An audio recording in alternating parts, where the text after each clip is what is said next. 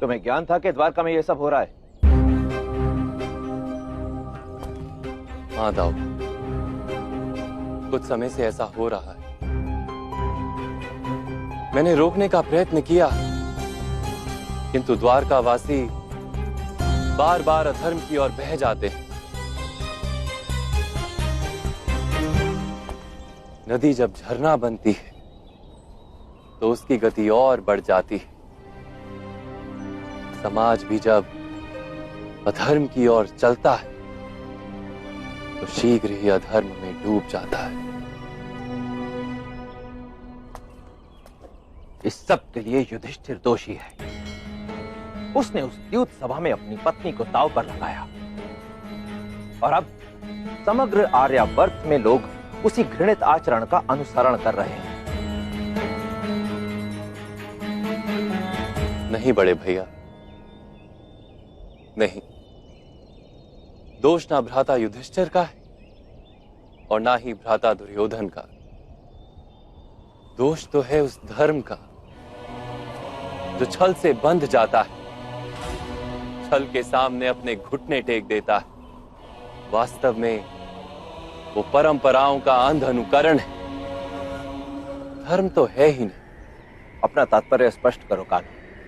मनुष्य जब अपने प्रण और प्रतिज्ञा पर अडिग रहे तो वो उत्तम है ज्येष्ठ, किंतु क्या प्रत्येक परिस्थिति में अडिग रहना उचित है? उस द्यूत सभा में भी यही हुआ। महामहिम भीष्म, गुरु द्रोण, महाज्ञानी विदुर और ज्येष्ठ भ्राता श्री युधिष्ठिर सब अपने अपने प्रण से बंधे रहे,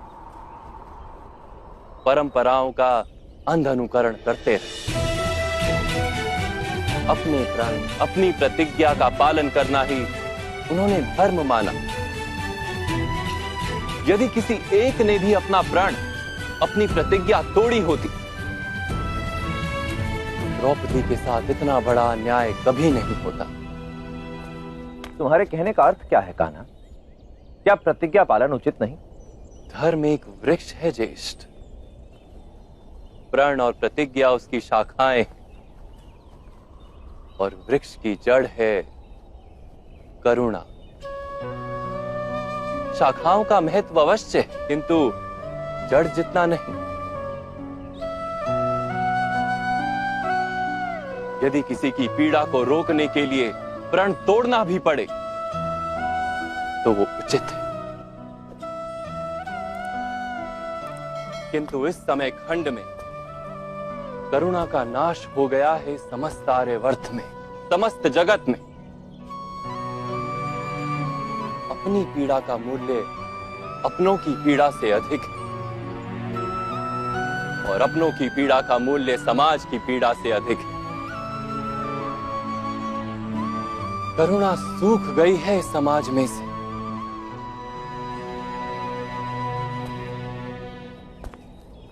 जब करुणा नहीं होती समाज में तो लोग एक दूसरे से बंधते नहीं हैं ज्येष्ठ, केवल अपने सुख के लिए जीते हैं। जो स्थिति आज द्वारका की है वही स्थिति समग्र आर्यावर्त की है। जड़ से छूटे वृक्ष की शाखाएं सूख कर लकड़ा बन जाती हैं, ठीक वैसे ही आज के समय में धर्म निर्जीव बन गया है। धर्म में प्राण फूंकने का समय आ गया है बड़े भैया। समाज को एक बार फिर धर्म का ज्ञान देना होगा।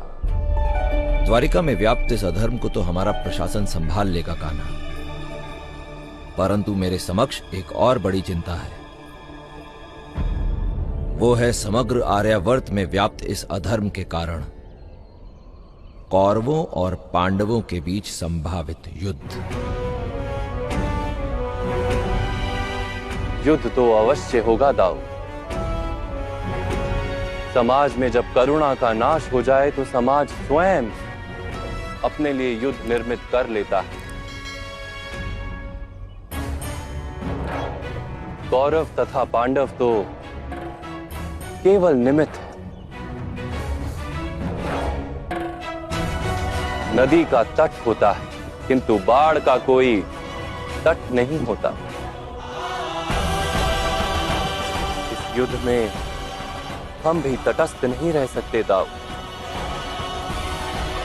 हमें किसी के पक्ष से युद्ध तो करना ही होगा।